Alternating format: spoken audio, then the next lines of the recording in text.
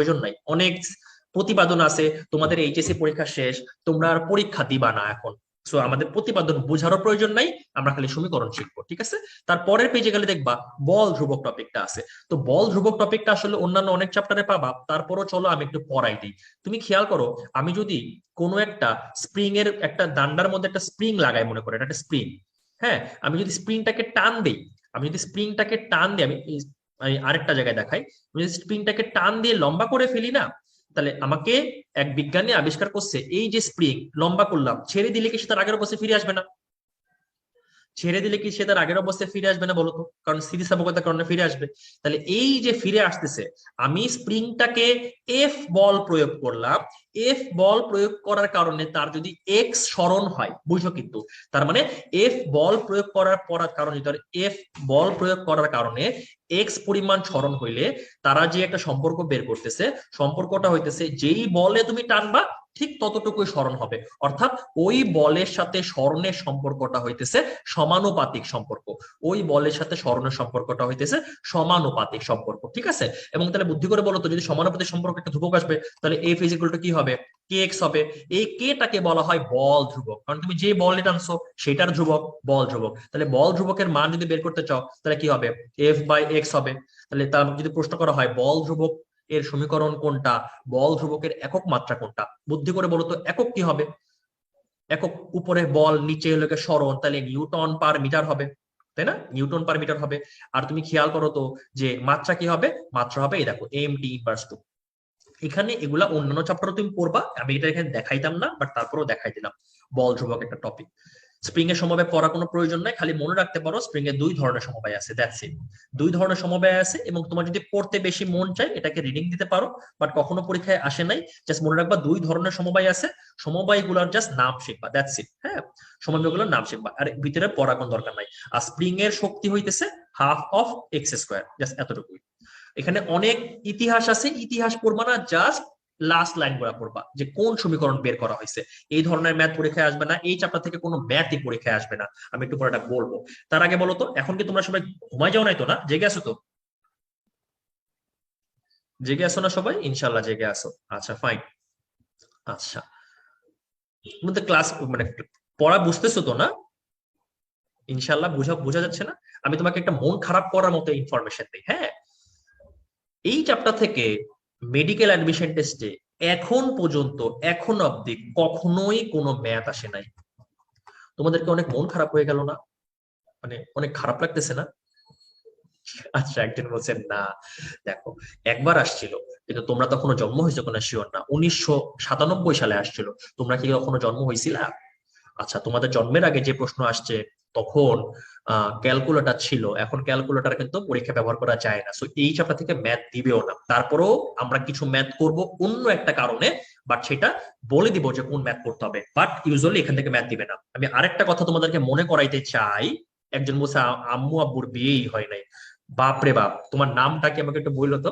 আচ্ছা, খেয়াল করো যে, আচ্ছা ফাইন, এখন তুমি খেয়াল করো যে কি জানি বলতেছিলাম, ভুলেই গেলাম। তুমি খেয়াল করো যে ম্যাথ আসবে না। তুমি কি জানো যে মেডিকেলের প্রশ্ন আসবে কয়টা ফিজিক্স থেকে? 20টা। 20টা প্রশ্ন আসবে। 20টা প্রশ্ন থেকে আমাকে একটা কথা বলো তো, তুমি কি জানো যে ম্যাথ কয়টা আসবে? ম্যাথ আসবে 2টা থেকে 3টা, এর বেশি ম্যাথ কখনোই আসবে না, এবং এমন কোনো ম্যাথ দিবে না যেটা তোমার ক্যালকুলেটর ছাড়া করা সম্ভব না। যেমন একবার অনেক কঠিন একটা ম্যাথ আসছিল, প্রচন্ড কঠিন ম্যাথ। ম্যাথটা কি, আগেও ক্লাস করছো তুমি জানো, যে একটা বস্তুর ভর হচ্ছে 5 কেজি। একটা বস্তুর ভর হচ্ছে 5 কেজি। ওই বস্তুটা যদি 100 মিটার পার সেকেন্ড বেগে চলে, সেই বস্তুর ভর বেগের মান কত হবে? অনেক কঠিন প্রশ্ন। মেডিকেল অ্যাডমিশন টেস্ট 2015 সাল আসছিল। ভর এত, বেগ এত, ভরবেগ কত, 500। মেডিকেলে এই ধরনের ম্যাথই আসে, সো ম্যাথ নিয়ে কেউ টেনশন নিবা না, হ্যাঁ। আচ্ছা ফাইন, এখন চলে আসো পয়সনের অনুপাত। পয়সনের অনুপাত থেকে যা লাগবে আমরা কিন্তু সবই এখন মুখস্থ করব, হ্যাঁ। আল্লাহ এত কঠিন, অনেক কঠিন, আসলে জীবনটাই শেষ করে দিছে, তাই না? এই যে তোমরা যে এতদিন এইচএসসি পরীক্ষা দিছো, এইচএসসি পরীক্ষা শেষ হইলো, তোমরা মনে মনে ভাবতেছো ভাই শেষ হইলো মাত্র, সাথে সাথে আবার পড়া শুরু, তাই না? দেখো, ব্যাপারটা হচ্ছে কি, মানে সবার তো আসলে পড়ার ইচ্ছা বা ডেডিকেশন লেভেল সেম না। যারা পড়বে পড়বে, যারা পড়বে না পড়বে না, এটা তাদের ইচ্ছা। হ্যাঁ, বাট একটু যদি কষ্ট করো, তুমি যদি চিন্তা করো যে আমার জীবনের সকল সুখ আহ্লাদ আমি এই 2-3 মাসের জন্য একেবারে ছেড়ে দিব, হ্যাঁ, যদি এতটুকু তুমি চিন্তা করতে পারো, তুমি দেখবা 3-4 মাস পরে তোমার লাইফটা এত সুন্দর হবে, তোমার আর এই এই কষ্টের কথা আর মনে থাকবে না। ঠিক আছে, সো একটু কষ্ট করতে হবে। হ্যাঁ, আমি রিকোয়েস্ট করবো, আমার ক্লাস তোমরা আগেও করছো, আমি তোমাদেরকে করি যে ইনকারেজ করি যে তোমরা বই নিয়ে বসবা। অনলাইন ক্লাস করতেছো, দেখে দেখে শুয়ে শুয়ে করবে, এটা করলে কোনো লাভ নেই। হ্যাঁ, বই নিয়ে পড়বে। ঠিক আছে। আচ্ছা, পয়সনের অনুপাত। আচ্ছা, পয়সনের অনুপাত কি, আমি তোমাকে আগে বলি যে পয়সন অনুপাত কি কি শিখতে হবে। পয়সন অনুপাতের সূত্রটা শিখতে হবে, কি দিয়ে প্রকাশ করা হয় শিখতে হবে, সমীকরণটা শিখতে হবে, এর মানের সীমা কি, কোন পদার্থের বৈশিষ্ট্য, একক কি। আমি প্রত্যেকটা জিনিস এখানে মুখস্থ করে দেবো, এরপরে পড়া কিন্তু আমি ধরবো। বি কেয়ারফুল, এখান থেকে মেডিকেলে 7 বার প্রশ্ন আসছে। কয়বার আসছে? 7 বার। আগে তুমি খেয়াল করো, সবার আগে পয়সনের অনুপাতের সূত্রটা লিখতে হবে, যে স্থিতিস্থাপক সীমার মধ্যে বস্তুর পার্শ্ব বিকৃতি এবং দৈর্ঘ্য বিকৃতি অনুপাতের ধ্রুবরাশি, এটা কার সূত্র? স্থিতিস্থাপক সীমার মধ্যে বস্তুর পার্শ্ব বিকৃতি দৈর্ঘ্য বিকৃতি অনুপাতের ধ্রুবরাশি, এটা কার সূত্র? ইয়ং এর সূত্র, হুকের সূত্র, পয়সনের সূত্র, নাকি স্টোকস এর সূত্র? অ্যান্সার কি হবে? পয়সনের সূত্র। ঠিক আছে, প্রথম কথা সূত্রটা হয়ে গেল। তাহলে যদি পার্শ্ব বিকৃতি দৈর্ঘ্য বিকৃতি অনুপাত যদি ধ্রুবরাশি হয়, তাহলে সমীকরণটা কি হবে বলতো? সমীকরণটার উপরে পার্শ্ব থাকবে, নিচে দৈর্ঘ্য থাকবে, তাই না? তাহলে সমীকরণটা পার্শ্ব বিকৃতি বাই দৈর্ঘ্য বিকৃতি। মেডিকেলে এই প্রশ্নটা 3 বার আসছে। পয়সনের অনুপাত নিচের কোনটি? পার্শ্ব বাই দৈর্ঘ্য, দৈর্ঘ্য বাই পার্শ্ব, পার্শ্ব গুণ দৈর্ঘ্য, নিচের কোনোটিই নয়। অ্যান্সার কি হবে বলে ফেলো তো? উপরে পার্শ্ব, নিচে দৈর্ঘ্য। এখন তো সবাই দেখে দেখে ঠিকই অ্যান্সার করতে পারতেছো, কিন্তু পরীক্ষার হলে না মাথা যে কই থাকে আমাদের আল্লাহ মাহবুব জানে। হ্যাঁ, এই জন্য আমি তোমাকে এখন এমন একটা সিস্টেম দেখাই দিব যাতে আর কখনো ভুল না করো। আচ্ছা, আমাকে বলো তো, পয়সন কি প দিয়ে শুরু হয় না? পয়সনও প দিয়ে শুরু হয়, তার পাশেরটাও প দিয়ে শুরু হইতে হবে। অর্থাৎ পয়সন ইজ ইকুয়াল টু পার্শ্ব বাই দৈর্ঘ্য। পয়সন ইজ ইকুয়াল টু পার্শ্ব বাই দৈর্ঘ্য। পয়সন প দিয়ে শুরু, পার্শ্ব প দিয়ে শুরু, পাশাপাশি দুইটা প থাকতে হবে। ঠিক আছে, পয়সন ইজ ইকুয়াল টু পার্শ্ব বাই দৈর্ঘ্য। মনে রাখার সিস্টেম বুঝতে পারছো যে কিভাবে আমরা মনে থাকবে? আমি তোমাকে এমন একটা নিয়ম বলবো, এইটা আর জীবনেও ভুল হবে না। আমাকে একটা কথা বলো তো, আমি সকালবেলা একটা সূত্র শিখাইছিলাম, একটা বিখ্যাত বিজ্ঞানের সূত্র, হুকের সূত্র। তোমার কি মনে আছে হুকের সূত্রের কথা? আচ্ছা, হুকের সূত্রের উপরে জানি কে ছিল? হুকের সূত্রের উপরে জানি কে ছিল? পীড়ন ছিল। পীড়ন কি দিয়ে শুরু হয় ভাইয়া বলতো?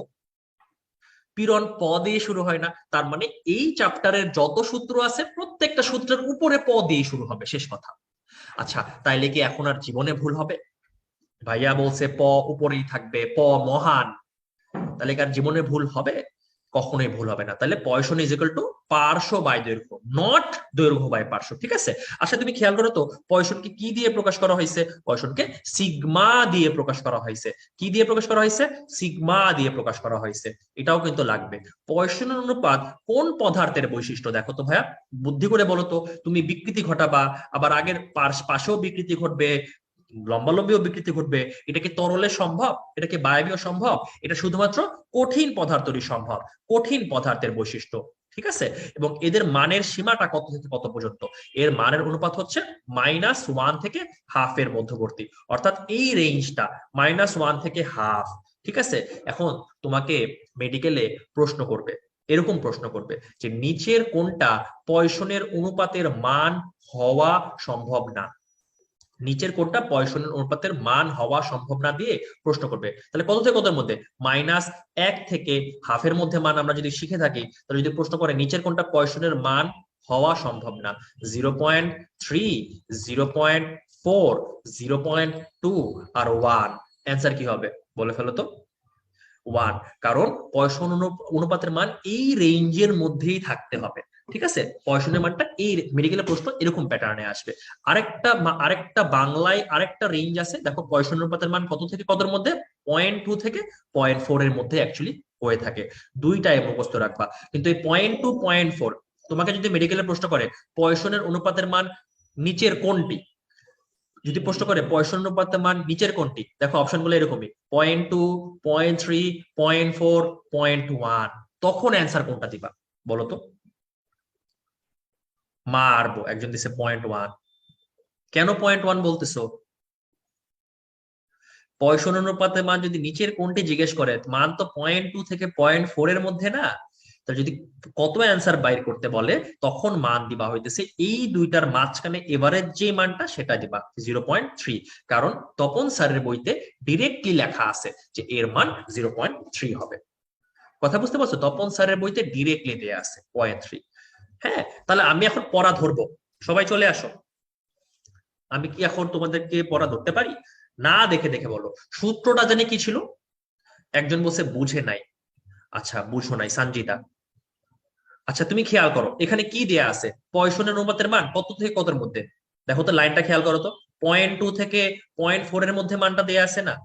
তাই তো দেয়া আছে। তার মানে তোমাকে যদি মেডিকেলে প্রশ্ন করে যে নিচের পয়সনের অনুপাত বেশিরভাগ পদার্থের ক্ষেত্রে নিচের কোনটি, অপশনে এই রেঞ্জ দিল না মনে করো, অপশন গুলা এরকম থাকলো, এই দেখো আমি এখানে অপশন গুলা দিয়ে দিছি। যদি অপশন গুলা এরকম থাকে সেক্ষেত্রে তুমি অ্যান্সার কোনটা দাগাবা, আমার প্রশ্ন ছিল ওইটা। কারণ আমার তো অ্যান্সার 0.2 হয়, 0.3 হয়, 0.4 হয়, কারণ এই রেঞ্জের মধ্যেই তো সবগুলো আছে। সেই ক্ষেত্রে অ্যান্সার 0.3 দাগাবা। কথা বুঝতে পারছো? কারণ কারণ হইতেছে আমাদের তপন স্যারের বইতে বেশিরভাগ পদার্থের পয়সনের মানের একটা মানে দেয়া আছে, সেটা হচ্ছে 0.3। এখন বোঝা গেছে? আশা করি বোঝা গেছে। এখন আমাকে অ্যান্সার করো। আচ্ছা, সূত্রটা জানে কি ছিল? পার্শ্ব বিকৃতি বাই দৈর্ঘ্য, না দৈর্ঘ্য বাই পার্শ্ব? পার্শ্ব বাই দৈর্ঘ্য, ভেরি গুড। আচ্ছা, একে জানি কি দিয়ে প্রকাশ করা হয়, বলে ফেলো। সিগমা দিয়ে প্রকাশ করা হয়। আচ্ছা, সমীকরণের উপরে কে প নাকি দ? উপরে প মানে পার্শ্ব বিকৃতি, উপরে ভার উপর। এর মানে সীমা কত থেকে কতর মধ্যে? কত থেকে কতর মধ্যে বলে ফেলো তো। -1 থেকে, রেঞ্জটা হচ্ছে হাফ এর মধ্যে, অথবা 0.2 থেকে 0.4, দুইটা মনে রাখলেই হবে। কোন পদার্থের বৈশিষ্ট্য? কঠিন পদার্থের বৈশিষ্ট্য। বুদ্ধি করে বলো তো ভাইয়া, পয়সন অনুপাত কি পার্শ্ব বিকৃতি দৈর্ঘ্য বিকৃতির অনুপাত না? এদের দুইটাই কি সেম জাতীয় রাশির অনুপাত না? এদের কি কোনো একক থাকবে? একক নাই, আমি এটা আগেই পড়াই ফেলছি। তাহলে পয়সনের অনুপাতের নিয়ে যত টপিক আছে সবকিছু কি মুখস্থ হয়ে গেছে না? বলে ফেলো তো। হয়ে গেছে না? তোমরা এগুলো অনেক, এগুলো হয়তোবা আগে কখনো পড়ো না, এবার এখন কিন্তু পড়া হয়ে যাচ্ছে। বাসায় যখন পড়তে বসবে তোমাকে বেশি একটা সময় লাগবে না। হ্যাঁ, এখন এই যে ছকটা আসছে, এটা তোমাদের পুরাতন বইতে ছিল না, নতুন বইতে এখন চলে আসছে। এই ছকটা থেকে প্রশ্ন কখনোই হয় নাই, যেহেতু নতুন বই, এটা পড়ার কোনো দরকার নাই। বাট কয়েকটা মান আমি দাগাই দিব, এগুলো একেবারেই ইজি। পয়সনের অনুপাতের মান তুমি একটু আগে শিখছো যে বেশিরভাগ পয়সনের মানগুলো 0.2 থেকে 0.4 এর মধ্যেই হয়। তুমি দেখো ওই মানগুলো প্রত্যেকটা 0.2 থেকে 0.4 এর মধ্যেই আছে। প্রথম কথা, তুমি খালি শিখবা হচ্ছে প্রথম মানটা আর শেষ মানটা। এর কারণ কি? কারণ হইতেছে প্রথম মানটা সব থেকে বড় মান, শেষের মানটা সব থেকে ছোট মান। তুমি খেয়াল করো, কাজ আমি এখানে লিখতেছি, কতে কাজ কতে কম, কতে কাজ কতে কম, এবং সব থেকে কম মানটা কত? 0.18। এমনি করে মনে রাখবা। তাহলে কতে কাজ কতে কাম, সব থেকে কম মানটা কত? 0.18। দেখো পরেরটা হচ্ছে সীসা, শতে সীসা শতে সবচেয়ে বেশি, শতে সীসা শতে সবচেয়ে বেশি। তাহলে আমাকে বলো তো সবচেয়ে বেশি মানটা কত? 0.44। তুমি দেখো 0.4 একটাই মান আছে সীসার মান, 0.1 একটারই মান আছে কাজ। বাকিগুলা শেখার কোনো প্রয়োজন নাই, কম বেশি বাকি সবগুলা 0.3 আশেপাশে মান, বাট কখনো মেডিকেলে আসে নাই, আসবেও না। আমার কথা কি বোঝা গেছে ভাইয়া? দেখো আমি আবারও বলতেছি, যা লাগবে না তা পড়বা না। তুমি এখানে থিসিস করতে আসো নাই, মেডিকেলে চান্স পাইতে আসছো। সব থেকে বেশি সীসা, সীসার মান সব থেকে বেশি, শতে সীসা সবচেয়ে বেশি, মান কত? 0.4। কতে কম কতে কাজ, মান কত? সবচেয়ে কম, সেটা কত? 0.18। বাকি সবগুলা 0.3 আর আশেপাশে। ঠিক আছে, ফাইন। এখন ম্যাথ গুলা তুমি সূত্র মনে রাখবা, ম্যাথ করার কোনো প্রয়োজন নাই, কখনো ম্যাথ আসবে না। স্থিতিস্থাপক ধ্রুবক গুলার মধ্যে সম্পর্ক তুমি খেয়াল করো, 7.9.1, এটাকে তুমি রিডিং দিবা। হ্যাঁ, রিডিং দিবা। এই আর্টিকেলটা 1997 সাল থেকে 2017 সাল পর্যন্ত, 2017 সাল পর্যন্ত কখনোই বইতে ছিল না, 2018 বইতে আবার নতুন করে আসছে। ঠিক আছে, নতুন করে আসছে। এখন এইটাকে পড়া লাগবে কিনা, এখান থেকে একবার প্রশ্ন আসছিল ধ্রুবক গুলার মধ্যে সম্পর্কের ক্ষেত্রে। ঠিক আছে, বাট এখন আর আসে না, পড়ার কোনো দরকার নাই। তুমি এই সম্পর্কগুলাকে রিডিং দিও ভাইয়া। এরপরও তোমাদের যদি মনে হয় যে ভাইয়া এই সম্পর্কগুলা মনে রাখতে একটু কষ্ট হইতেছে, আপনি আমাকে মুখস্থ করায় দেন। তোমাদের যে পরশুদিন সলভ ক্লাসটা হবে, সলভ ক্লাসটাও তো আমিই নিব, আমি তোমাকে সলভ ক্লাসে মুখস্থ করার একটা সিস্টেম দেখাবো। বাট আপাতত পড়ার কোনো প্রয়োজন নাই। মাঝখানে একজন স্প্যাম করতেছো, ভাইয়া ছকটা আবার বুঝান, ক্লাসের শেষে সময় থাকলে বুঝাবো। আর কোনো প্রশ্ন থাকলে কিউএনএ ডক্টর রাফসান ভাইকে প্রশ্ন করো, ঠিক আছে? কারণ আমার না হলে চাপটা শেষ করতে পারবো না। হ্যাঁ, আচ্ছা, ব্যবহারিক লাগবে না,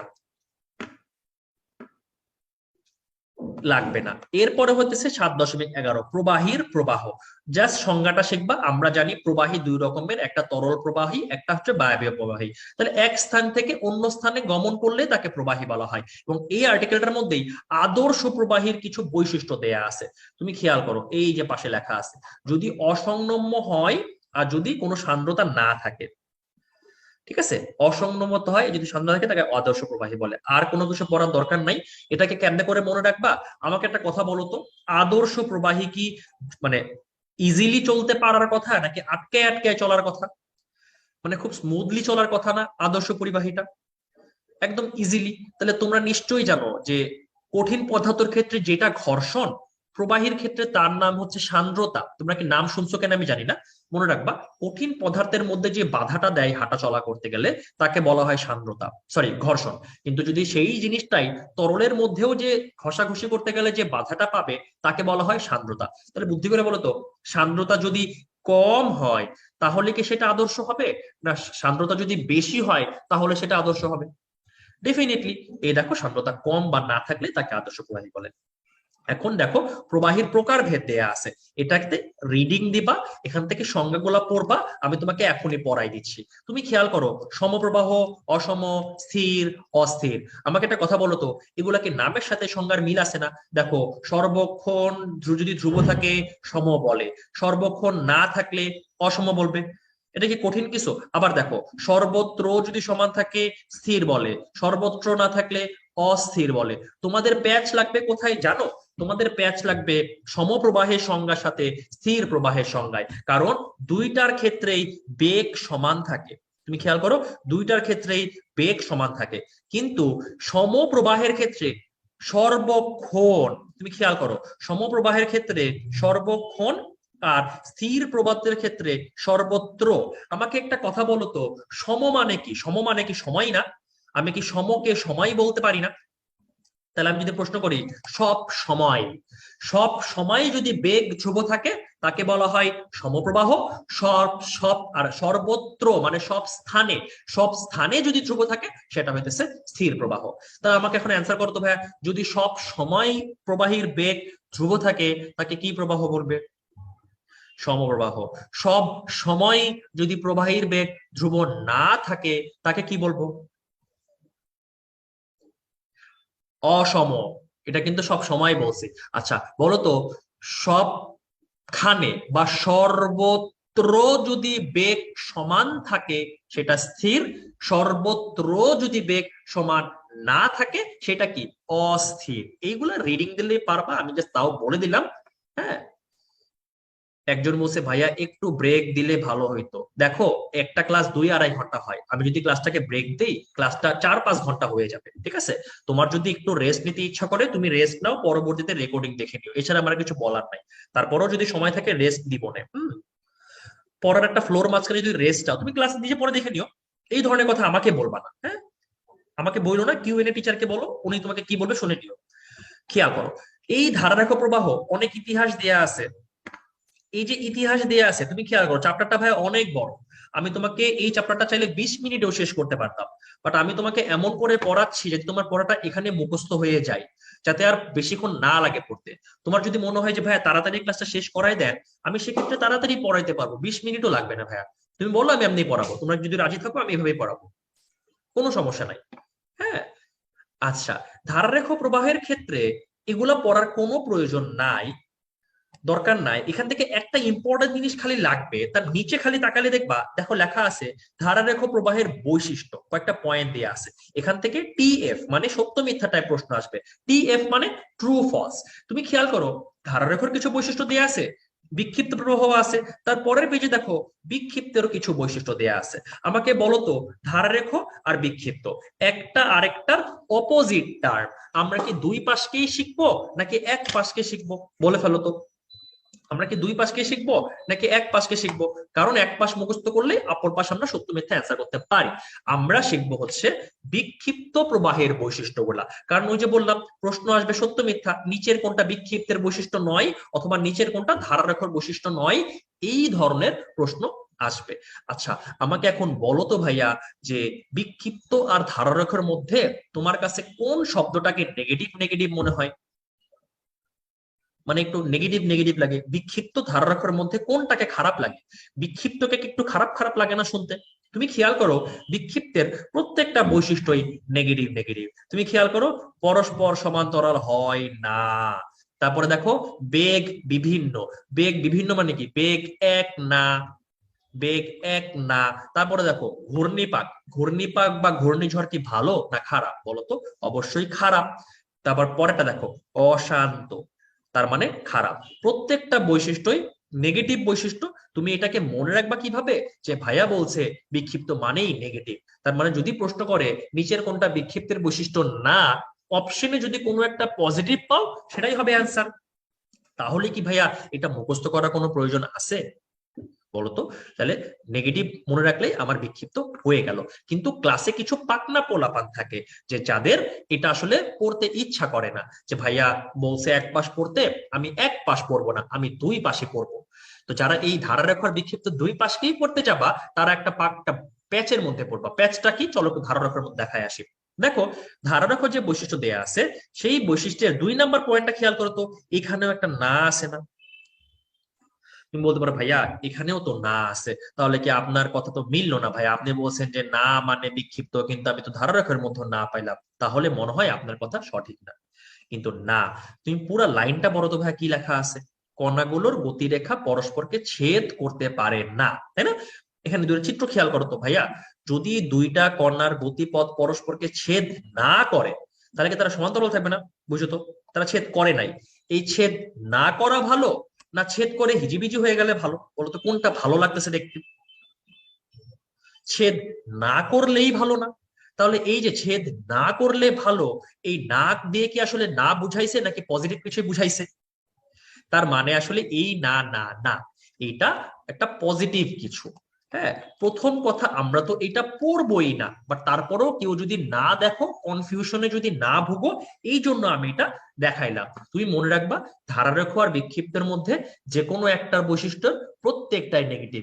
কাদের বৈশিষ্ট্য নেগেটিভ ভাইয়া বলে ফেলো তো? কাদের বৈশিষ্ট্য নেগেটিভ? বিক্ষিপ্তের বৈশিষ্ট্য নেগেটিভ, তাই না? ধারারেখাটা আমি পড়বই না, তাহলে সত্য মিথ্যা আসলে আমরা অ্যান্সার করতে পারবো, তাই না? আর এখানে কিছু ইনফরমেশন দাগানো আছে জানার বিষয়ে, এটাকে একটু রিডিং দিও। That's it. তাহলে ধারারেখা হয়ে গেল, বিক্ষিপ্ত হয়ে গেল। এই ধারারেখা বিক্ষিপ্ত বুঝতে কি কারো কোনো সমস্যা আছে? আশা করি নাই।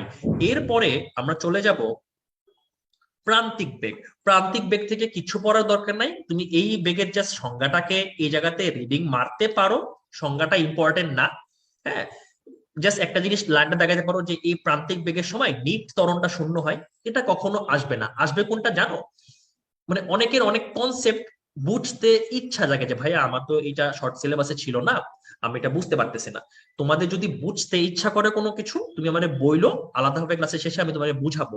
বাট আমার যতটুকু প্রয়োজন আমরা ততটুকুই মেডিকেলের জন্য করবো, কারণ তাছাড়া বুঝতে হলে সলভ ক্লাসও আছে, টেনশন করার কিছু নাই। আগে যতটুকু প্রয়োজন ততটুকু শেষ করি, তোমাকে আগে চ্যাপ্টারটাকে আমি গুছাইয়া দিই। হ্যাঁ, আচ্ছা, প্রান্তিক বেগের ঠিক পরের পেজে গেলে দেখবা প্রান্তিক বেগের নির্ভরশীলতা দেয়া আছে। আমার এই জায়গা লাগবে, দেখো F100 লেখা, এইটা আমার পড়তে হবে। দেখো 3টা পয়েন্ট দেয়া আছে। প্রান্তিক বেগ সান্দ্রতাঙ্কের কি দেখো তো? ব্যস্তানুপাতিক। ঘনত্বের কি?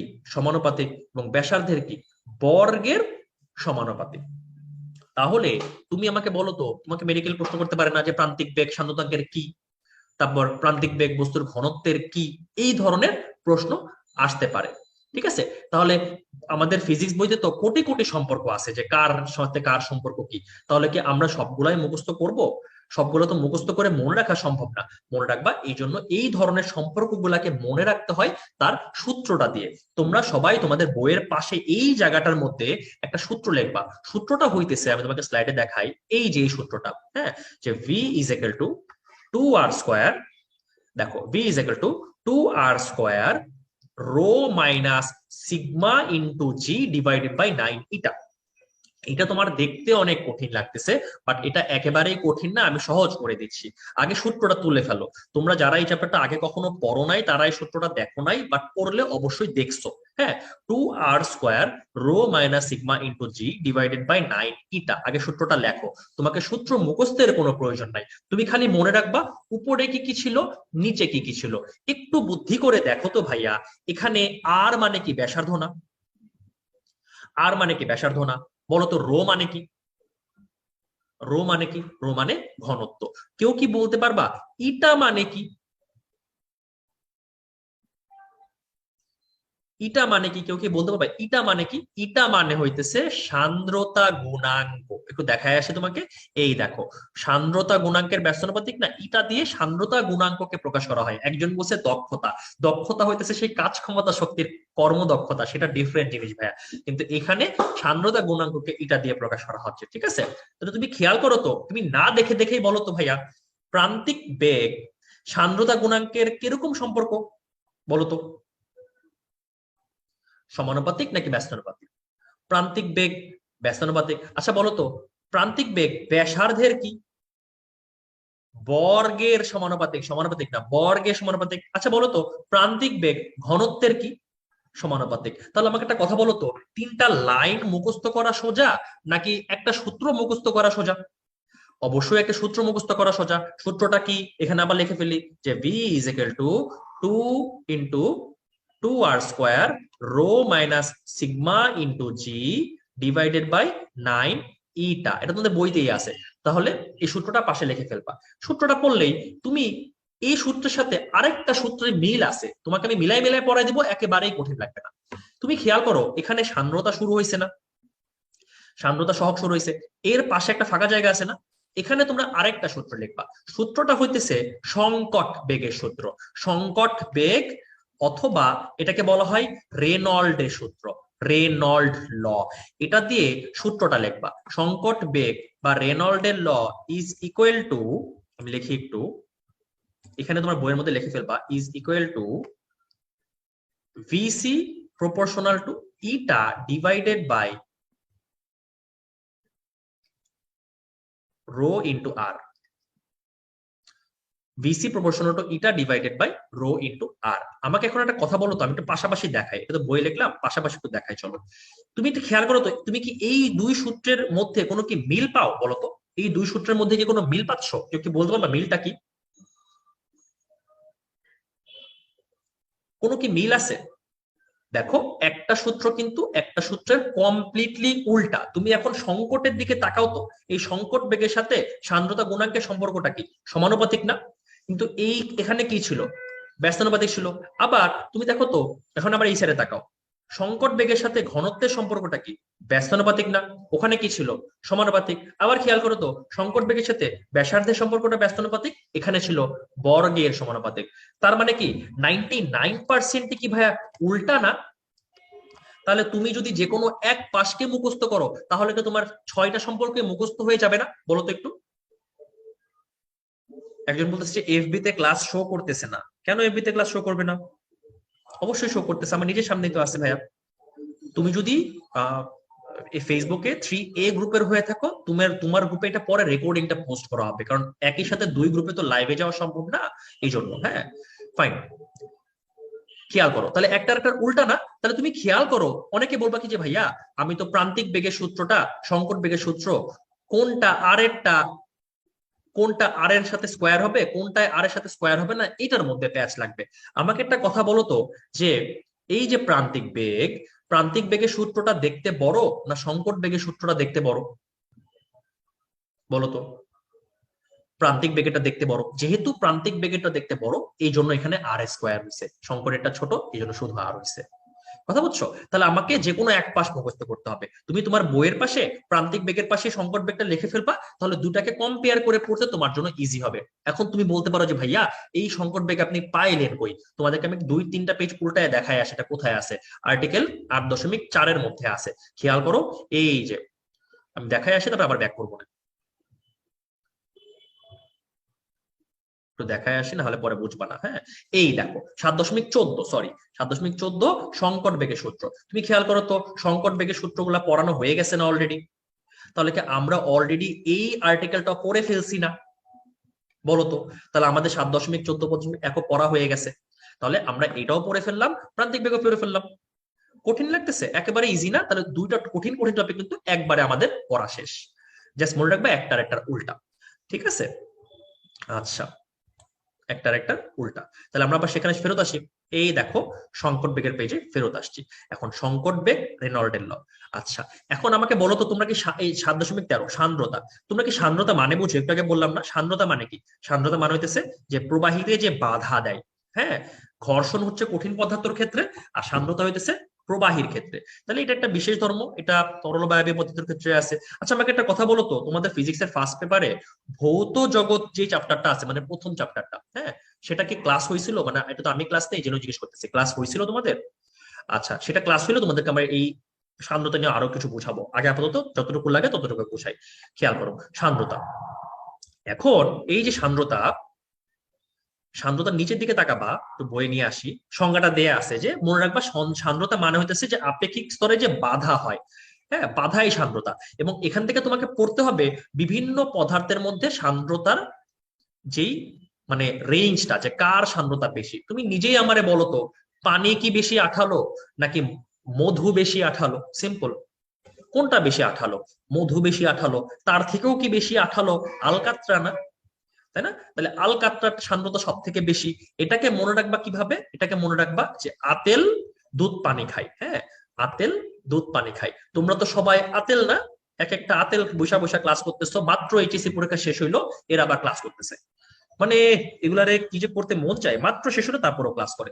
আচ্ছা, আতেল হইতেছে আতে আলকাত্রা, তেলে তেল, দুধে দুধ, পানিতে পানি। তাহলে এই সিরিয়ালটা মনে রাখবা। আর সান্দ্রতাকে 78টা বলা হয়। এখান থেকে আর কিছু পড়বা না। হ্যাঁ, তারপরে পেজে গেলে তুমি দেখবা এই যে সান্দ্রতা ঠিক পরের পেজে তুমি খেয়াল করো, নিউটনের একটা সূত্রের কথা বলা আছে। আচ্ছা, আমাকে একটা কথা বলবা, তোমরা কি আমি যেখানে যেখানে যাচ্ছি সেখানে সেখানে বইয়ে খুঁজে পাচ্ছ তো? বলো তো। হ্যাঁ, তাহলে কি তুমি খেয়াল করছো আমি যে প্রত্যেকটা পেজে যাইতেছি? তুমি কি প্রত্যেকটা পেজে খুঁজে যাওয়া হচ্ছে না? কোনটা লাগবে না সেটা বলে দিচ্ছি না? সো এটা কিন্তু তোমার জন্য এখনই গোছায় ফেলতে হবে, এখনই মুখস্থ করতে হবে, ঠিক আছে? এবং এইটাও মনে রাখা অনেক ইজি। তুমি খেয়াল করো, এই যে সান্দ্র বলটা আছে, সান্দ্র বলটার সাথেও আবার কোনো কিছুর সম্পর্ক দেখাইছে। এটা কিন্তু সান্দ্র বল। আমরা কিন্তু একটু আগে প্রান্তিক বেগ শিখে আসছে, ওটার সাথে মিলায় ফেলো না। হ্যাঁ, তুমি খেয়াল করো, সান্দ্র বল ক্ষেত্রফলেরও সমানুপাতিক, বেগ অবক্রমেরও সমানুপাতিক। তুমি এটা তো ডিটেইল পড়া দরকার নাই, মনে রাখবা শতে সান্দ্র বল শতে সমানুপাতিক। তার মানে সান্দ্র বলের সবকিছুই সমানুপাতিক সম্পর্ক। যখন পরীক্ষায় আসবে সান্দ্র বল এর কি সমানুপাতিক, সান্দ্র বল অবক্রমের কি সমানুপাতিক, তার মানে সান্দ্র বল দুনিয়ার সবকিছুর সাথে কিরকম সম্পর্ক? সমানুপাতিক সম্পর্ক। শতে সান্দ্র, শতে সমানুপাতিক। মনে রাখার সিস্টেম বোঝা গেছে? কেউ কোনো কথা পায় না। ফেসবুকে 39 জন ক্লাস করতেছো। আক্তারা বেগম, জয়া লিলি, মিফ মেইকি, কি নাম? এই মিফ মেইকি তোমার আসল নাম কি? আচ্ছা, নসীন বলছে বুঝছি, তানজিম বলছে হুম। এই হুম মানে কি বলতো? এই যে হুম যে বললা, এইচ ইউ হুম, এর মানে কি? মানে তুমি বুঝাইছো যে তুমি বুঝছো? একটু কষ্ট করে লেখো যে হ্যাঁ বুঝছি। আচ্ছা, ফাইন। তাহলে সতেশ সান্দ্রতা, শত সমানুপাতিক। তোমাদের অফলাইন ক্লাস, তোমরা কি অফলাইন ক্লাস দিলে তোমরা কি মনোযোগ দিয়ে ক্লাস করবা তো? আসলে সত্যি করে বলো তো, ইনশাল্লাহ। আচ্ছা, খেয়াল করো, এখন পরের টপিক হচ্ছে সান্দ্রতার সহগ, সান্দ্রতা গুণাঙ্ক। সান্দ্রতা সহগ থেকে আমি পাশে জাস্ট লিখে দিচ্ছি, এখান থেকে একক মাত্রা দেখবা। এটা এত ডিটেল পড়া দরকার নেই, এত ডিটেল পড়বা না, একক মাত্রাটা দেখবা। এখানে দেখো এই যে মাত্রা দেয়া আছে, সংজ্ঞা পড়া দরকার নাই, মাত্রা দেয়া আছে। তার নিচে খেয়াল করো একক দেয়া আছে। তুমি খেয়াল করো তো এককটা কি দেয়া আছে? Newton second per metre square. না, পাশে লিখতে দেখো একক দিয়েছে newton second per metre square, এটা হচ্ছে একক। আচ্ছা, আমাকে একটা কথা বলো তো, আমি একটু আগে এটাকে কি এরকম লেখা যায়? Newton per metre square into second, এটাকে কি এরকম লেখা যায় বলতো? এরকম লেখা যায় না। আচ্ছা আমাকে বলো তো, নিউটন পার মিটার স্কোয়ার মানে জানি কি ছিল? প্যাসকেল ছিল না? তাহলে এটাকে এরকম লেখা যায় না, প্যাসকেল সেকেন্ড। তাহলে সান্দ্রতা গুণাকার একক কি? প্যাসকেল সেকেন্ড হওয়ার কথা না, কিন্তু এখানে অপশনে কি দেয়া আছে? Pascal per second. এটা ভুল দেয়া আছে, ঠিক করে লিখে ফেলো প্যাসকেল সেকেন্ড। মনে রাখবা কেমনে? মনে রাখবা এইভাবে যে ভাইয়া ক্লাসে একটা জিনিস ভুল দেখাইছে, যে বলছে যে বইয়ে ভুল আছে, আমাকে যদি মেডিকেলে চান্স পাইতে হয় তাহলে আমাকে পাস করতে হবে। পাস করা মানে কি? পাস করা মানে পাস বানানো। পাস মানে কি? Pascal second. তুমি যদি প্যাসকেল সেকেন্ড মনে রাখতে পারো যে ভাইয়া বলছে সান্দ্রতা গুণাঙ্ক মানে পাস করা, প্যাসকেল সেকেন্ড থেকে কি তুমি ওই newton per metre square second আনতে পারবা, তাহলে আমাদের সান্দ্রতা গুণাঙ্কের এককটাও মুখস্থ হয়ে গেল। তোমার কি কঠিন লাগতেছে ভাইয়া বলো তো? সান্দ্রতা গুণাঙ্কের একক কি এখন মুখস্থ হয়ে গেছে না? পাস করলে মুখস্থ হয়ে যাবে, শেষ কথা, শেষ। এখান থেকে জাস্ট জানার বিষয়গুলো একটু। একজন বলছে ভাই এক্সামে তো প্যাসকেল পার সেকেন্ড অপশনে থাকবে, প্যাসকেল পার সেকেন্ড অপশনে থাকলে প্যাসকেল পার সেকেন্ড দিবা, সিম্পল কথা। একজন বলছে এক্সামে কি ভুলটা দিব? তোমরা এখনো এই বেসিক নলেজ গুলো এখনো তোমাদের মাথায় অ্যাড হয় নাই। তোমার পরীক্ষায় অপশনে যদি প্যাসকেল সেকেন্ড, প্যাসকেল দুইটাই থাকে, আমি তো তোমাকে ঠিক করাই দিলাম অবশ্যই প্যাসকেল সেকেন্ড লাগাবা। দুইটাই যদি না থাকে, তোমার যেহেতু টিচার যদি মূর্খ হয়ে থাকে, যে প্রশ্ন করছে সে যদি মূর্খ হয়, সেক্ষেত্রে এখানে তো অপশন এটাই দিবে, তার মাথায় তো প্যাসকেল সেকেন্ড আসবে না। কথাটা বুঝতে পারছো? সে যদি এখান থেকে মূর্খের মতো প্রশ্ন করে যে ভাইয়া একক কোনটা, তখন কি দিবে? সে প্যাসকেল পার সেকেন্ড দেবে। অন্যান্য একক গুলো তো সে এই বই থেকেই অন্যান্য একক দেবে, যেমন নিউটন পার মিটার স্কোয়ার বা নিউটন পার মিটার, ওগুলাই দিবে। সে তো এখান থেকে Pascal per second, Pascal per second square, Pascal per second cube এরকম দিবে না, কারণ কখনো অপশন বানানোর কোনো রুলই নাই। ঠিক আছে? তাহলে তুমি ঠিকটাই শিখবা। আশা করি বুঝতে পারছো। এখন তুমি খেয়াল করো সান্দ্রতার উপর তাপমাত্রার প্রভাব। তুমি খেয়াল করো এই যে সান্দ্রতা উপর তাপমাত্রার প্রভাব, দুই ধরনের প্রবাহী আছে না, একটু আগে বললাম, একটা তরল আর একটা কি, আর একটা কি, গ্যাস। তাহলে এই তরল বা গ্যাস, এই দুই ধরনের পদার্থের উপরেই তাপমাত্রার কিছু প্রভাব আছে, আবার এই দুই ধরনের প্রভাবের উপরেই চাপের কিছু প্রভাব আছে। তো লাইন গুলাকে দাগায় ফেলি, চলো দেখো লেখা আছে যে তার তরল পদার্থের ক্ষেত্রে, তরল পদার্থের ক্ষেত্রে তাপমাত্রা বাড়ালে সান্দ্রতা কি হয় দেখো তো? হ্রাস পায়। তারপরে পেজে গেলে দেখবা গ্যাসের ক্ষেত্রে, গ্যাসের ক্ষেত্রে সান্দ্রতার সাথে তাপমাত্রা সম্পর্ক সমানুপাতিক, বর্গমূলের সমানুপাতিক, অর্থাৎ তাপমাত্রা বাড়লে সান্দ্রতা বাড়ে। তার নিচে দেখলে খেয়াল করবা চাপের প্রভাব, তরলের ক্ষেত্রে চাপের প্রভাব, চাপ বাড়লে সান্দ্রতা বাড়ে, কিন্তু গ্যাসের ক্ষেত্রে চাপের কোনো প্রভাব নাই। তাহলে টোটাল ইনফরমেশন কয়টা বলতো? চারটা ইনফরমেশন না? তরলের ক্ষেত্রে তাপমাত্রার প্রভাব, গ্যাসের ক্ষেত্রে তাপমাত্রার প্রভাব, তরলের ক্ষেত্রে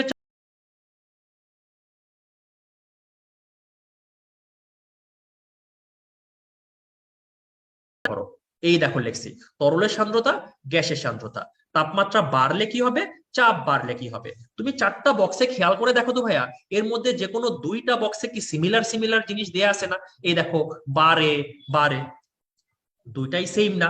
তাহলে আমরা সেম গুলা পড়বো না, আমরা ব্যতিক্রম গুলা পড়বো। দেখো এখানে এক জায়গায় দেয়া আছে কমে, এক জায়গায় দেয়া আছে কোনো প্রভাব নাই। তাহলে আমরা যদি ব্যতিক্রম গুলাকে মুখস্থ করতে পারি, তাহলে অপর গুলাকে আমরা এমনিই পারবো।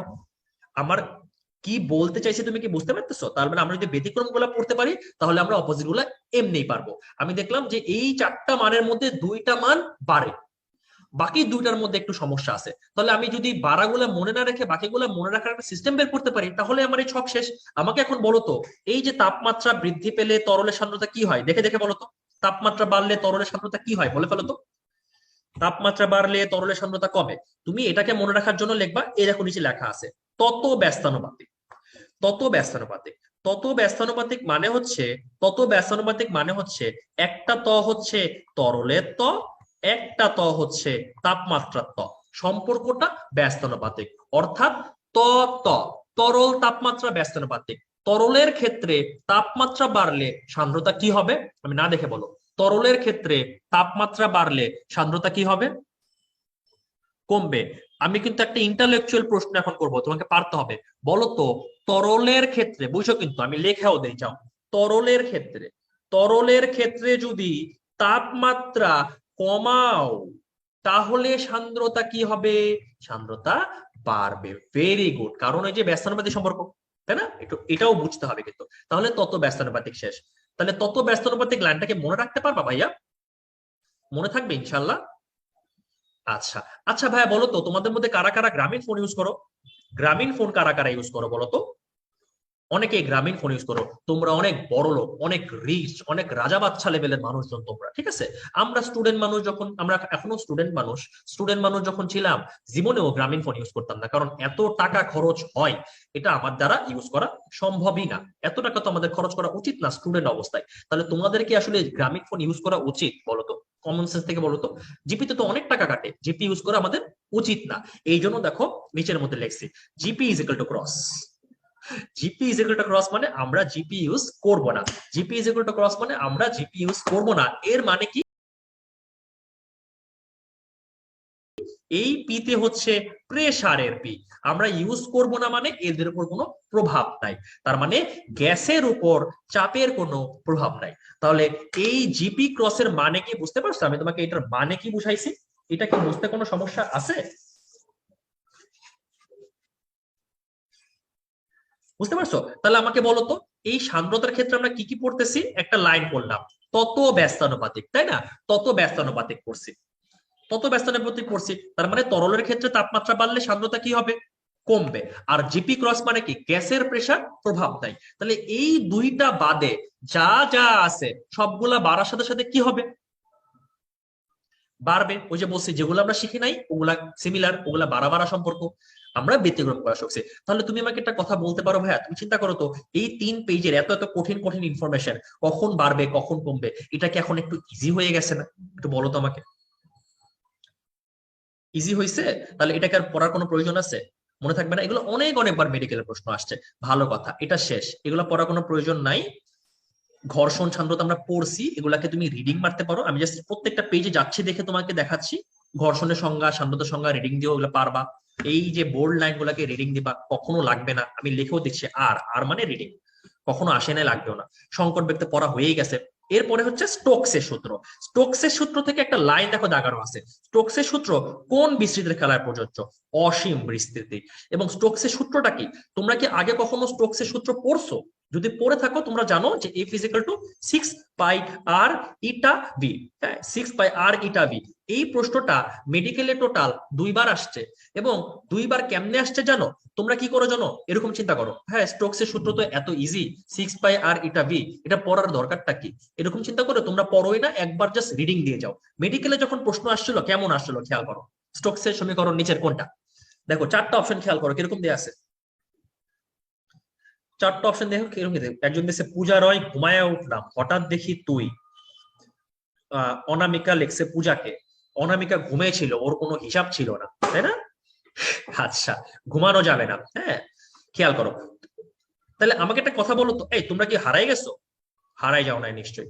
আচ্ছা, স্টোকসের সমীকরণ কোনটা? দেখো প্রত্যেকটাই 6 পাই আর দিয়ে শুরু হয়েছে, তার মানে একটু কষ্ট করে দেখতে হবে কিন্তু। 6 পাই আর ইটা ভি, এটা মেডিকেলে আসছে। এখন এখান থেকে জাস্ট দুটো ইনফরমেশন, আমার দিকে তাকায় বলো তো, আমার দিকে তাকাও, বলো তো স্টোকসের সূত্র কোন বিস্তৃতির ক্ষেত্রে কাজে লাগে? কোন বিস্তৃতির ক্ষেত্রে কাজে লাগে?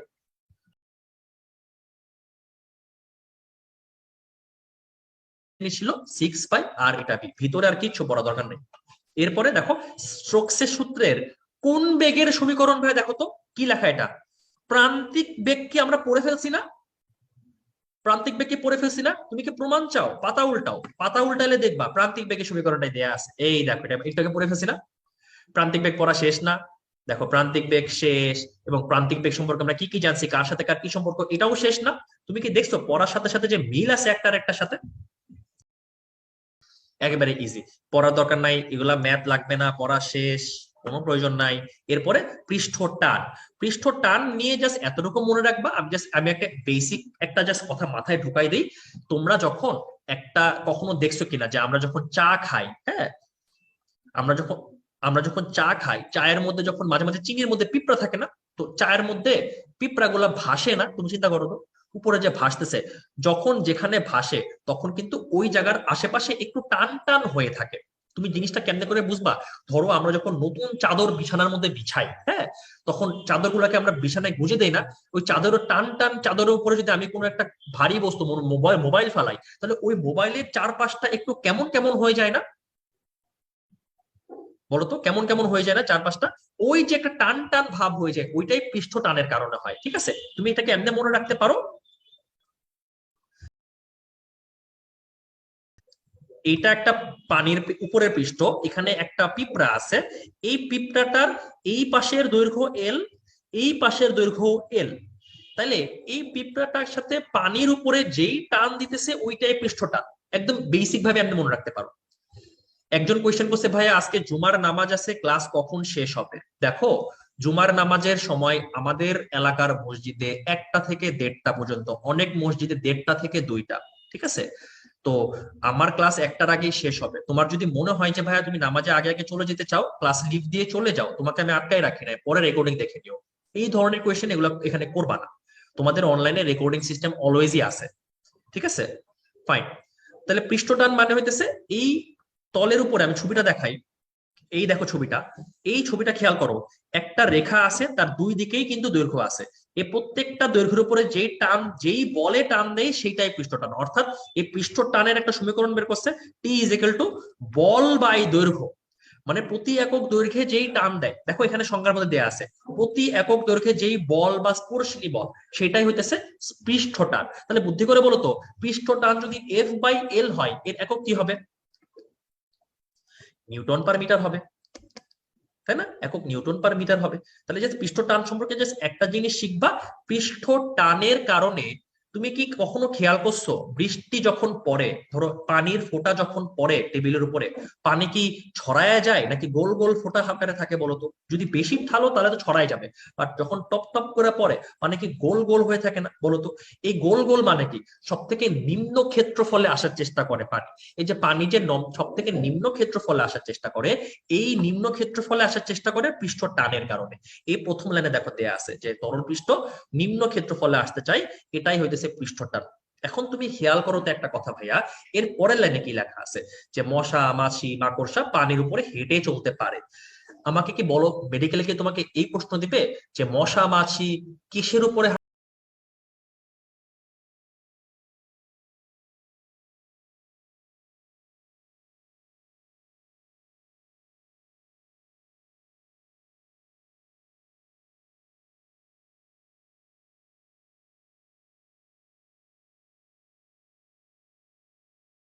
টান গেল? পৃষ্ঠ শক্তি আমি আসতেছি, মনে রাখবা পৃষ্ঠ টান, এই যে এগুলা, এই পৃষ্ঠ টানের বৈশিষ্ট্যের মধ্যে আমি যা বললাম তাই লেখা আছে। দেখো, তরলকে সংকুচিত করার চেষ্টা করে, মানে সব থেকে নিম্ন ক্ষেত্রফল আসার চেষ্টা করে, এবং সব থেকে নিম্ন ক্ষেত্রফল আসতে চেষ্টা করলে কি হবে, ক্ষেত্রফল বাড়ানোর চেষ্টা করলো সেটা বাধা দেওয়ার চেষ্টা করবে।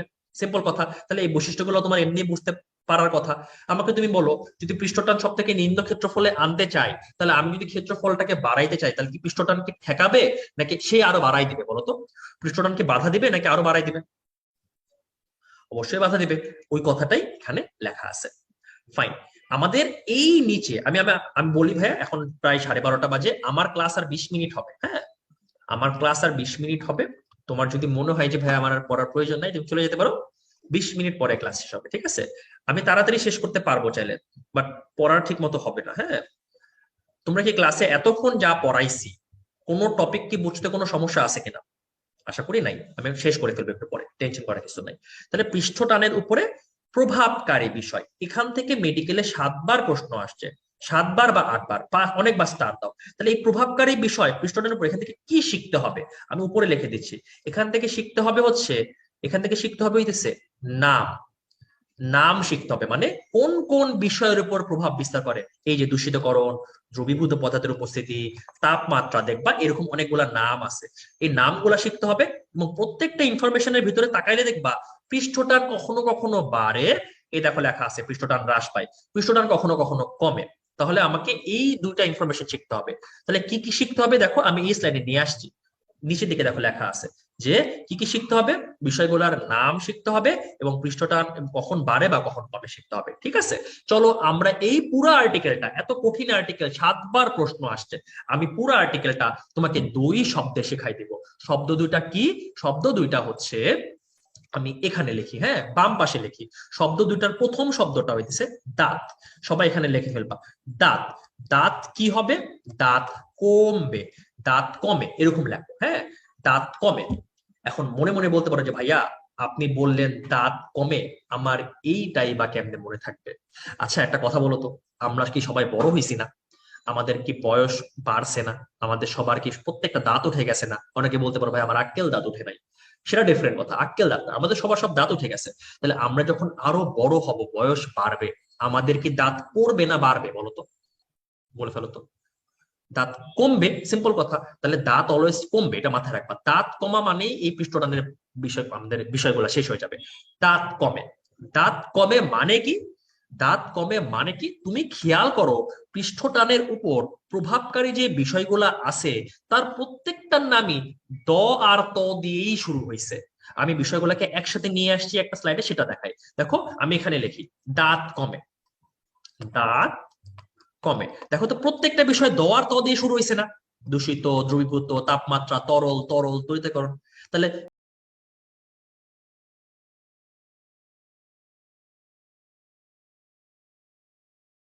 ওটা তরলের পৃষ্ঠটানের উপর প্রভাব বিস্তার করে না। অপশন: দূষিতকরণ, তাপমাত্রা, চুম্বকত্ব, তড়িতাহিতকরণ। অ্যান্সার কি হবে? অপশন সি, চুম্বকত্ব। কারণ তুমি না মুখস্থ করো কেমনে পারলা আমাকে বলো তো? দাঁতের মধ্যে কি ছ আছে? দাঁতের মধ্যে কি ছ আছে? না। তার মানে প্রত্যেকটা বিষয় কি দিয়ে শুরু হয়েছে? দ আর ত দিয়েই শুরু হয়েছে। ঠিক আছে? তাহলে তুমি বলতে পারো যে ভাইয়া প্রত্যেকটা বিষয় দ আর ত দিয়ে শুরু হয়েছে, তাহলে কি আমার এইটা শিখার কোনো প্রয়োজন আছে কিনা? এটা কি আমার শিখার কোনো দরকার আছে? আমাদের এটা শিখার কোনো প্রয়োজন নাই, কিন্তু প্রয়োজন আছে। তুমি খেয়াল করো তো, তুমি খেয়াল করো তো যে ভাইয়া, একজন বলছে ভাইয়া একটু আরেকবার প্লিজ। আমি বলছি প্রত্যেকটা বিষয় দ আর ত দিয়ে শুরু হয়েছে, সিম্পল কথা। এটাই তো বললাম, মনোযোগ না থাকলে এগুলো করো তোমরা। আমি একটা কথা 4 থেকে 5 বার বলি, বলি না? যারা যারা ক্লাস করতেছিল বলো তো, আমি একটা কথা 4 থেকে 5 বার বলি না? এরপরও যদি তুমি না শুনতে পারো, সেটা হয়তো পারে তোমার কনসেন্ট্রেশন ছিল না, অথবা তোমার নেটের সমস্যা ছিল। তাহলে তুমি কেন এগুলা করো? যদি সমস্যা নেটের প্রবলেম থাকে রেকর্ডিং দেখে নিও। আচ্ছা, এখন এই যে কমার সাইন, এই কমে মানে কি জানো? কমে মানে হইতেছে পৃষ্ঠটান অলওয়েজই কমবে। তুমি প্রত্যেকটা অপশনে খেয়াল করো, পৃষ্ঠটান অলওয়েজই কমবে। পৃষ্ঠটান কমে, পৃষ্ঠটান কমে, পৃষ্ঠটান কমে, পৃষ্ঠটান কমে, পৃষ্ঠটান, প্রত্যেকটার ক্ষেত্রে পৃষ্ঠটান কমবে। তাহলে কি এটা শেখার কোনো প্রয়োজন আছে? কোনো প্রয়োজন নাই। কিন্তু কিছু ব্যতিক্রম আছে। ব্যতিক্রমটা কি? তাহলে আমি কি বললাম আরেকবার রিপিট করি। তাহলে প্রত্যেকটা বিষয়ের নাম কি দিয়ে শুরু হয়েছে এটাকে বলো। প্রত্যেকটা বিষয়ের নাম কি দ আর ত দিয়ে শুরু হয়েছে না? দ আর ত দিয়ে শুরু হয়েছে। সকল ক্ষেত্রে পৃষ্ঠটান বাড়বে না?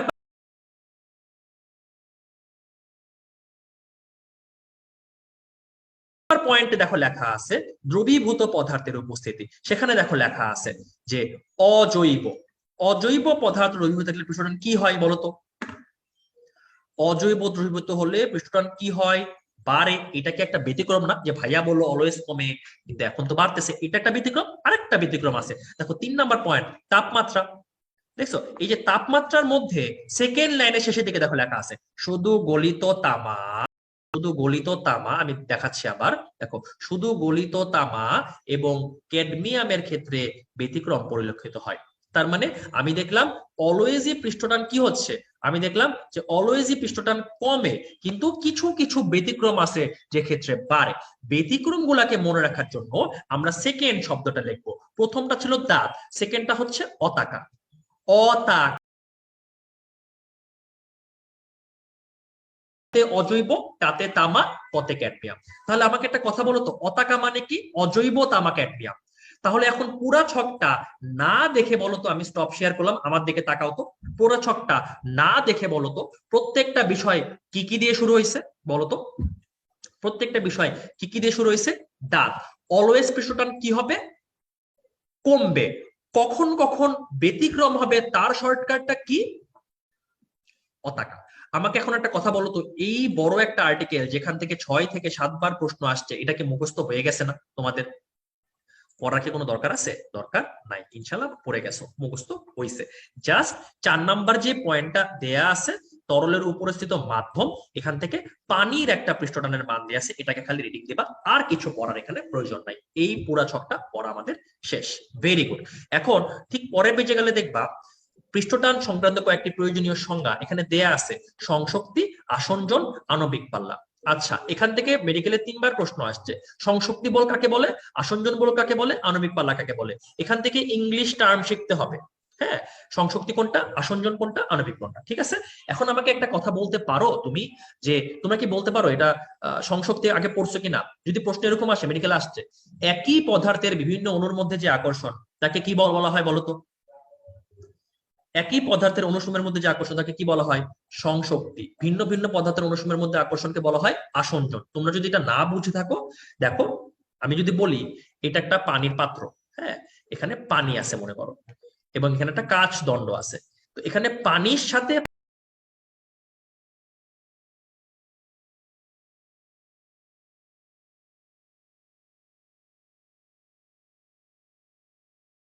পাশে লিখে রাখবা এক সমান স।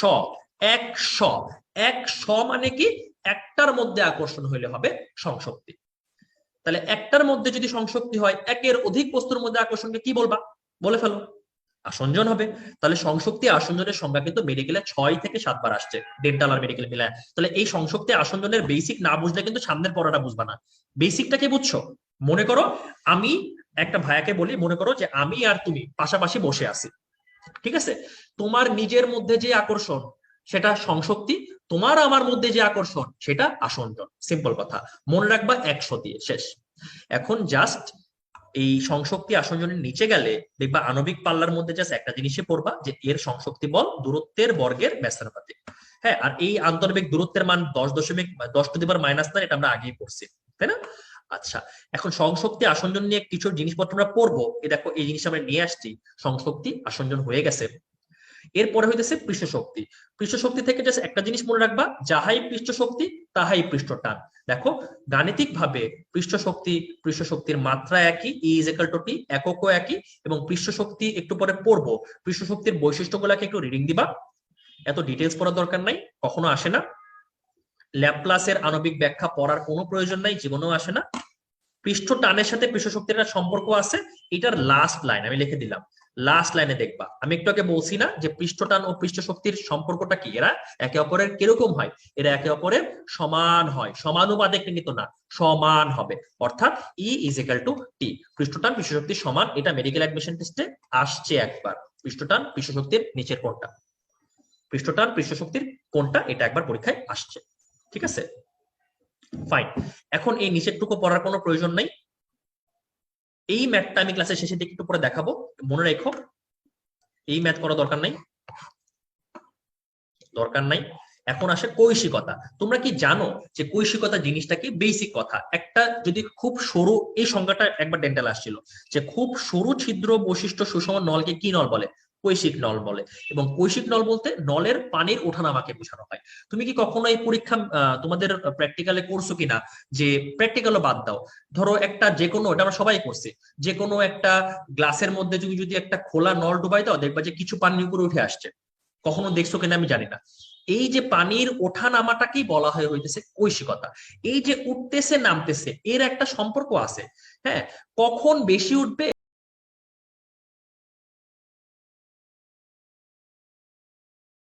নলেজ দিয়ে বলো তো। এই নলটা যত বেশি সরু হবে পানি কি বেশি উপরে উঠবে, নাকি যত মোটা হবে তত উপরে উঠবে? বেসিক নলেজ থেকে বলো, যে তুমি পারোই না মনে করো, পানি উপরে কখন উঠবে? সরুতে বেশি উপরে উঠবে নাকি মোটাতে বেশি উপরে? ডেফিনেটলি সরুতে বেশি উপরে উঠবে। তার মানে আমি কি বলতে পারি যে এই যে নলটা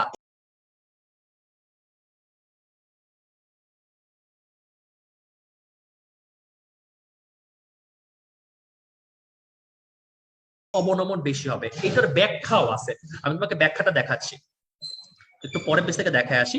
তোমাদের বইতে এই স্পর্শকোণ রিলেটেড একটা সূত্র আছে, স্পর্শকোণ না, এই কৈশিক নল। দেখো এই সূত্রটা টি ইজ ইকুয়াল টু, আমি লিখে দিচ্ছি, এই টি, এটা জাস্ট মুখস্থ রাখলে হবে, T is equal to H R rho G by 2।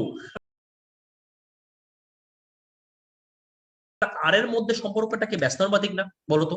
দেখে কি মনে হয়? পাশাপাশি আছে মানে এদের সম্পর্ক ব্যস্তানুপাতিক না, একটা আরেক পাশে নিয়ে আসে বললে? তাহলে হাইটের সাথে ব্যাসার্ধের সম্পর্কটা ব্যস্তানুপাতিক। নল যত সরু তত পানি বেশি পড়বে, এই কথাটাই এই কৈশিক নলের উপরে লেখা আছে। তাহলে কৈশিক নল থেকে আমি কি শিখলাম? কৈশিক নলের সংখ্যাটা শিখলাম, একটা সরু নল, আর শিখলাম হচ্ছে যত সরু তত উপরে উঠবে। এখন আমরা শিখবো হচ্ছে স্পর্শকোণ। স্পর্শকোণ থেকে কি শিখতে হবে আগে পাশে লিখে ফেলো, এর মান শিখতে হবে। হ্যাঁ, মান মানে কি তুমি জানো নিশ্চয়ই যে বিভিন্ন পদার্থের মধ্যে স্পর্শকোণের বিভিন্ন বিভিন্ন মান আছে। পানি কাচের মধ্যে মান এত ডিগ্রি, তারপরে পারদ কাচের মধ্যে এত ডিগ্রি, প্রত্যেকটা মান আমরা মুখস্থ করব। মানগুলাকে আমরা একটা পেজে নিয়ে আসছি, ফিজিক্স বইতে যতগুলা স্পর্শকোণের মান দেওয়া আছে প্রত্যেকটা নিয়ে আসছি, আমি তোমাকে মুখস্থ করাই দেবো। তুমি খেয়াল করো তো, প্রথম তিনটা খেয়াল করো। প্রথম তিনটা খেয়াল করার আগে তুমি আমাকে বলো তো স্পর্শকোণ মানে আসলে কি। স্পর্শকোণ মানে হচ্ছে তুমি যদি একটা তরল পাত্রের মধ্যে যদি একটা কঠিন কাচ দণ্ড ডুবাও, তাহলে তরলের মুক্ত তলে তরলের মুক্ত তলে তরলের মুক্ত, একজন বলছে ভাইয়া অনেক ফাস্ট হয়ে যাচ্ছে, কোন জিনিসটা ফাস্ট হচ্ছে ভাইয়া বলো তো? আমি তো কৈশিক নল বুঝাইলাম, কৈশিক নল আস্তে আস্তে শেষ হইলো, তারপরের টপিকে আসলাম স্পর্শকোণ। আমি কি তোমার কোনো বইয়ের টপিককে আমি স্কিপ করে যাচ্ছি? বলো তো একটু আমারে। তোমরা একজন বলো যে ভাইয়া ক্লাস কখন শেষ হবে, আর একজন ক্লাস দেরি হইলে সমস্যা। হ্যাঁ, ক্লাস দেরি হইলে সমস্যা, ক্লাস কম করলেও সমস্যা। তোমাদের চাওয়াটাকে আমাকে একটু বললো। তোমার যদি মনে হয় 20 মিনিটে ক্লাস আমারে বলবা, এরপর থেকে আমি তোমাকে এমনি শেষ করাবো। ঠিক আছে? মানে হতাশ লাগে, এছাড়া আর কিছু বলার নাই। হ্যাঁ, হতাশা কাজ করে। তুমি খেয়াল করো, স্পর্শকোণ হইতেছে মুক্ত তলে কঠিনের সাথে তরলের একটা কোণ হয়, সেটাই স্পর্শকোণ। ঠিক আছে? তো বেসিকটা একটু পরে পরে আমি আবারও মনে করতেছি, একটা তরলের তলে যদি একটা কঠিন দণ্ডকে ডুবাও, তরলের মুক্ত তলে তরলের সাথে কঠিনের যে কোণ হয়, কোণটা কেমনে হয় জানো? তুমি জানো একটা তরলের মধ্যে কঠিন ডুবাইলে মুক্ত তল হয় অবতল হবে, না হয় উত্তল হবে। তো অবতল উত্তল হওয়ার কারণে এই যে কোণটা সৃষ্টি,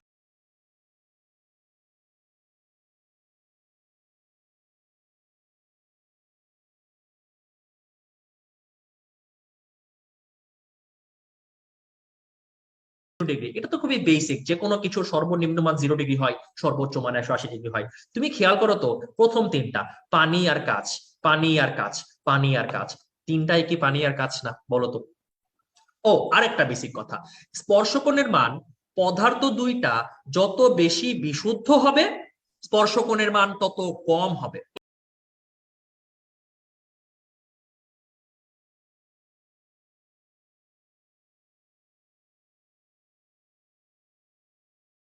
পানিটাও পরিষ্কার হয়, পানিটাও যদি পরিষ্কার হয়, কাঁচটাও যদি পরিষ্কার হয়, দুইটাই পরিষ্কার, মান কি কম হওয়া উচিত না বেশি হওয়া উচিত?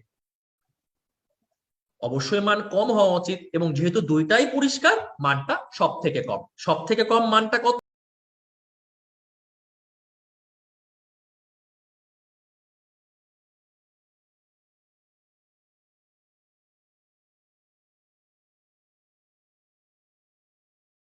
আসি, এই পেজে লেখা যায়। আমি কি বললাম ভাইয়া বলো তো?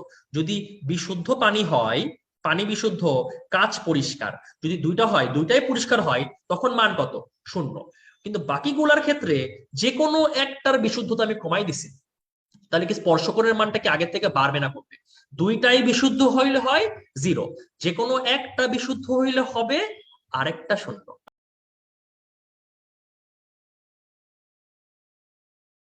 করো, এখানে লেখা আছে 0, বাকি দুইটার মান হইতেছে 8 ডিগ্রি। হ্যাঁ, মানে দুইটা শূন্য, উপরে নিচে দুটো শূন্য বসা দিলে 8 হয়ে যায় না?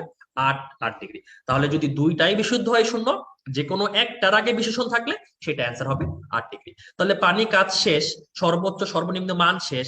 এখন রইলো বাকি আর দুইটা মান। আমাকে বলো তো, আমি যদি এই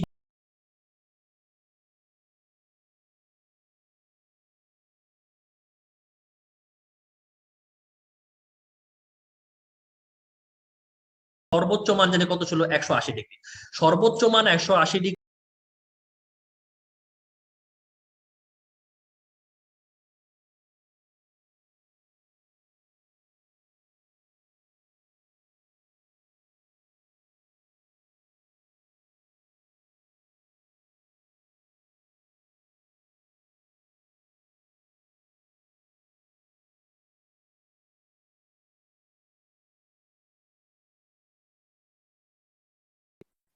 পানি কাজ দুইটাই বিশুদ্ধ হলে মান 0।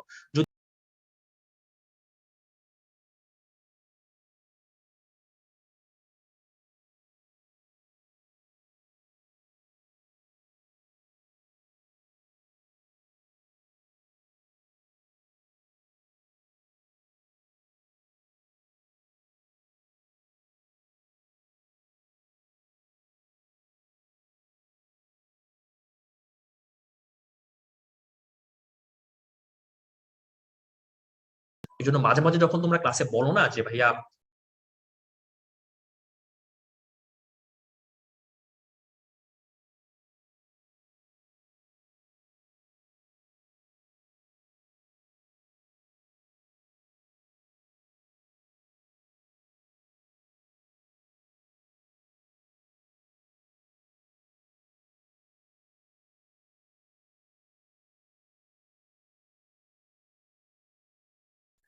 মান তো মুখস্থ করছোই, আমি প্রত্যেকটা ইনফরমেশন একটা লাইনে নিয়ে আসবো, ওই লাইনটা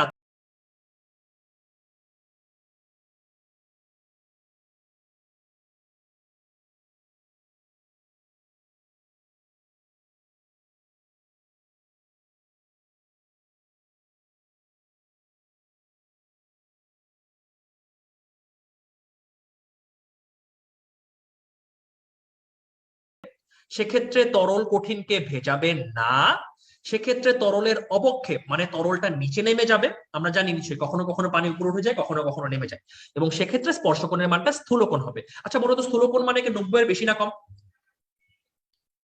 স্থূলকোণ মানে 90 এর বেশি, তাই না? Very good. এখন মেডিকেলে প্রশ্ন কি আসবে সেটা আগে বলি, দেখে দেখে অ্যান্সার দাও। যদি এই রুট টুটা একটা ধ্রুবক, এটা মনে না একটা সমস্যা নাই, মেডিকেলে যদি প্রশ্ন আসে এরকম, সংশক্তি বল আসঞ্জন বল থেকে যদি বড় হয়, মুক্ত তল নিচের কোনটি? অবতল, সমতল, উত্তল কোনটিই নয়। Very good. আচ্ছা, যদি প্রশ্ন করে একটা তরল কঠিনকে ভেজাচ্ছে না, সেক্ষেত্রে স্পর্শকোণ নিচের কোনটি? 70 ডিগ্রি, 80 ডিগ্রি, 90 ডিগ্রি, 120 ডিগ্রি? ঠিক আছে, তাহলে প্রশ্নের ধরন কি হবে বুঝতে পারছো? প্রশ্নের প্যাটার্ন বোঝা গেছে না? তাহলে বুদ্ধি করে বলো তো ভাইয়া, সংশক্তি যদি বড় হয় তাহলে এই ঘটনাগুলা ঘটে, তাহলে বুদ্ধি করে বলো তো ভাইয়া, সংশক্তি যদি ছোট হইতো, এখানে ছিল উত্তল, এখন কি হবে?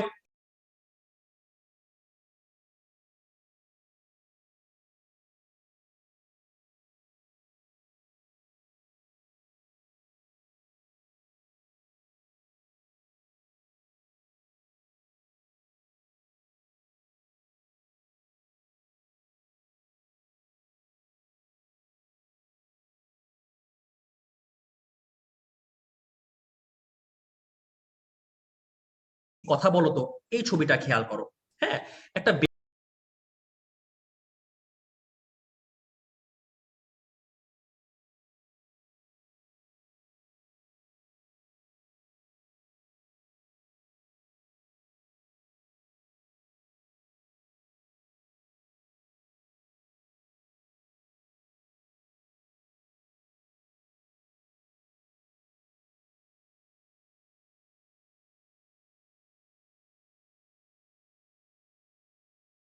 পানি, পানির আকর্ষণটা বেশি, তাই না? তাহলে যদি পানির সাথে পানির আকর্ষণ বেশি হয়,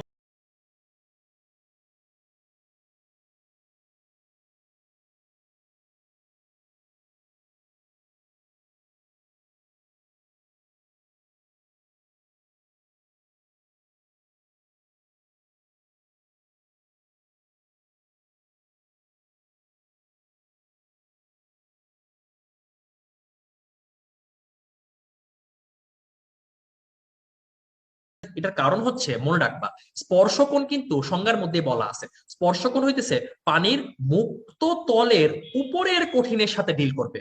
বলছে যে মুক্ত তলের উপরে কঠিনের সাথে যে কোণ তৈরি করে, তার মানে এই মুক্ত তল তো এইটা, এর উপরে যেই কঠিনটা আছে, আমি একটু কালার বদলাই দিই, এর উপরে যে কঠিনটা আছে, অর্থাৎ এই যে এই দাগটার উপরের কঠিনটুকু যে সবুজ দাগ দিয়ে রাখছি, তার মানে এতটুকু কঠিন যদি ভিজে তাহলে ভেজাবে, এতটুকু কঠিন যদি না ভেজে তাহলে ভেজাবে না, ওটাই বোঝানো হয়েছে। আমার কথা কি বুঝতে পারছো? এই নিচের কঠিনটাকে নিয়ে কিন্তু ডিল করতেছে না, উপরের কঠিন।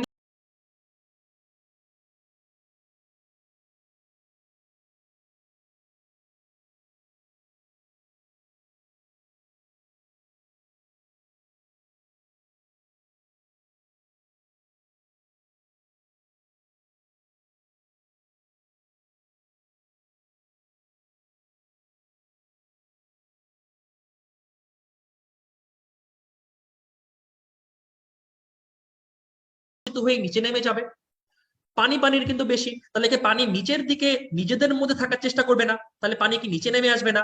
তাহলে পানি যদি নিচে নেমে আসে, পানি নিচে নামলে কি উত্তল হবে, মুখ উত্তল হবে না অবতল হবে? উত্তল। তো এই যে উত্তল হইলো, তুমি স্পর্শকোণটা টেনে রাখো, একে দেখো তো স্পর্শকোণটা কি স্থূলকোণ হয় না সূক্ষ্মকোণ হয়? স্থূলকোণ হচ্ছে না, দেখো তো। আমাকে বলো তো, পানি নিচে নেমে আসছে, পানি কি কঠিনকে ভেজাইছে নাকি ভেজাই নাই? ভেজাই নাই, তাই না? এবং তুমি দেখো তো পানি তো নিচে নেমে আসে, নিচে নেমে আসতে মানে কি পানি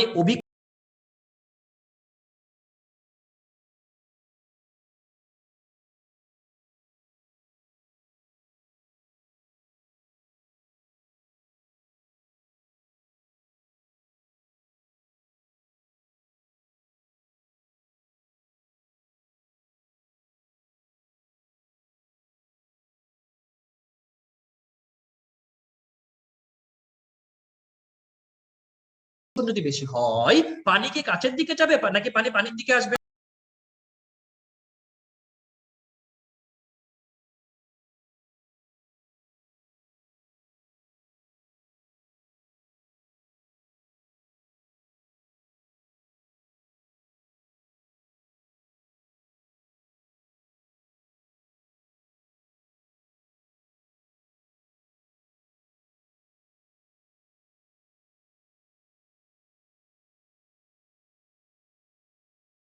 এই সংশক্তি আসঞ্জন স্পর্শকোণের পুরা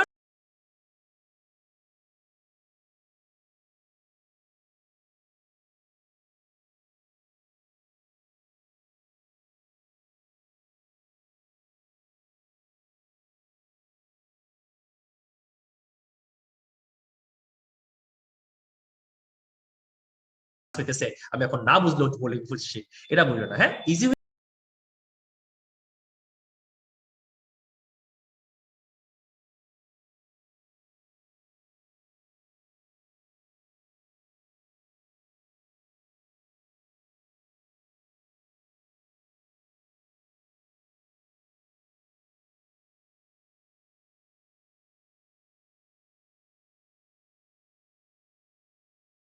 দেয়া আছে এবং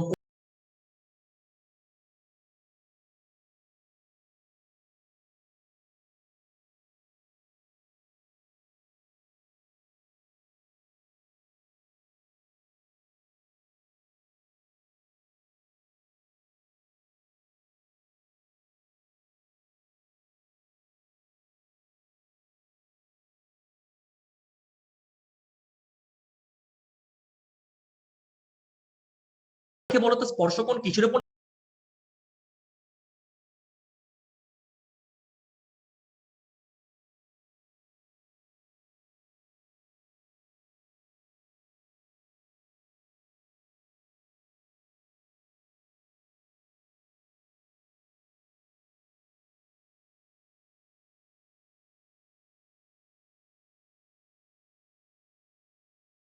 পোকামাকড়